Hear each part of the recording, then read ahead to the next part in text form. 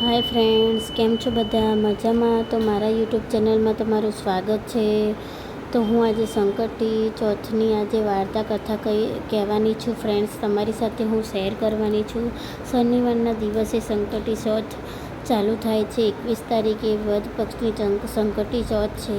સવારે નાહી ધોઈને આપણે ચોખ્ખા વસ્ત્ર પહેરીને દીવો કરવાનો, ઘરનું મંદિર સાફ કરવાનું, આરતી કરવાની, પૂજા કરવાની, ભગવાનને ધરો આપવાનો, એ બધું આપણે કામ કરવાનું, ભગવાનની પૂજા કરવાનું અને ભગવાનનું નામ લેવાનું, ગણપત દાદાનું ઓમ ઓમ ગંગન પતે નમો, ઓમ ગંગન પતે નમઃ, એવી રીતના આપણે ભગવાનનું નામ રટન કરવાનું. પછી આપણે ગણપતિ સંકટની વાર્તા કથા સાંભળવાની. તો હું હવે આ વાર્તા કથા તમારી સાથે શેર કરી રહી છું.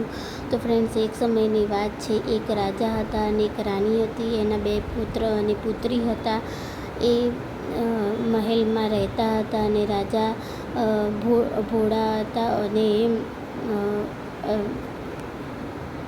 પ્રજાની સેવા કરતા હતા અને બધાનું સારી રીતના ધ્યાન આપતા હતા. તો પરંતુ એક રાજા, એને ખરાબની સવલત હતી, તો એ સઠ્ઠો રમતા હતા એમના ભાઈ સાથે.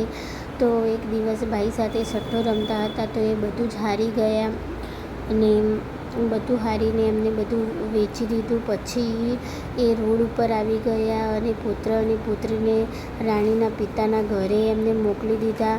પછી રાજા રાણી ચાલતા ચાલતા જંગલમાં પહોંચ્યા. તરસ્યા, ભૂખ્યા, એ રીતના રોતા રોતા જંગલમાં ચાલતા હતા અને રાજા કંટાળી ગયા. તો રાણી સૂતી હતી તો રાજા રાણીને મૂકીને આગળ ચાલવા મળ્યા. પછી થોડેક આગળ જતાં એક નાગદાદા દેખાતા હતા. એ નાગદાદા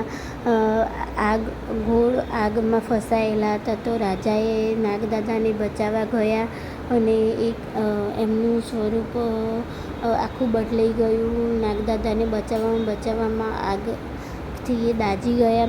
પછી થોડા સમય પછી એક ખેડૂતના ત્યાં કામ કરવા લાગ્યા. એવી રીતના રાણી શોધતી આવી તો રાજા મળી ગયા એક ખેડૂતના ત્યાં. પછી રાજાને જોઈને કહેવા મળી કે તમે મને મૂકીને જંગલમાં એકલી મૂકીને ચાલ્યા ગયા હતા. તો મારું મન હું તમને શોધતી હતી તો તમે મળી ગયા, તો મને હવે સારું થયું, મને સારું લાગે છે. તો હવે થોડીક વાર એ બંને જણા બેઠા વાતો કરતા હતા. પછી એક વખત ઋષિ મુનિ મળ્યા.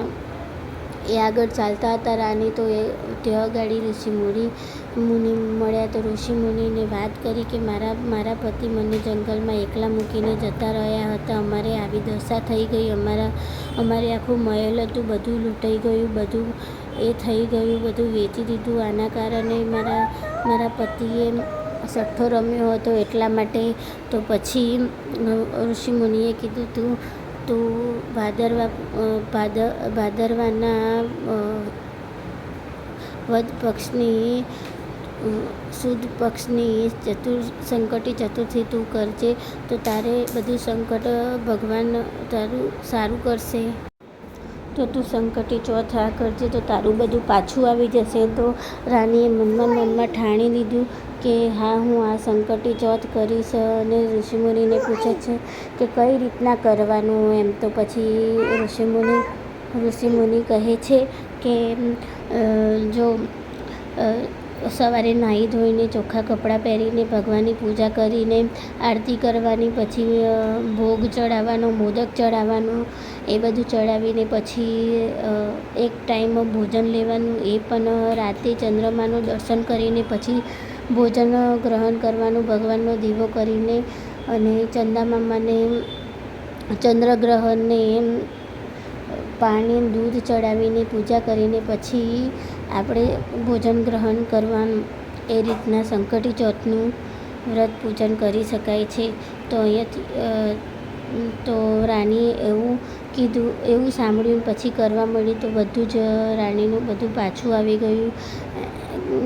મહેલ બી પાછો આવી ગયો. બધું પુત્ર પુત્રીને બી પિતા સાથેથી લઈ મહેલમાં આવી ગયા અને બધું સારું થવા લાગ્યું. તો ફ્રેન્ડ્સ, આ વિડીયો કેવો લાગ્યો લાઈક ઓર શેર કરી દેજો, સબસ્ક્રાઈબ કરી લેજો, બેલ આઇકન પ્રેસ કરી દેજો તો આવનાર વિડીયો તમારી સાથે પહોંચી શકે.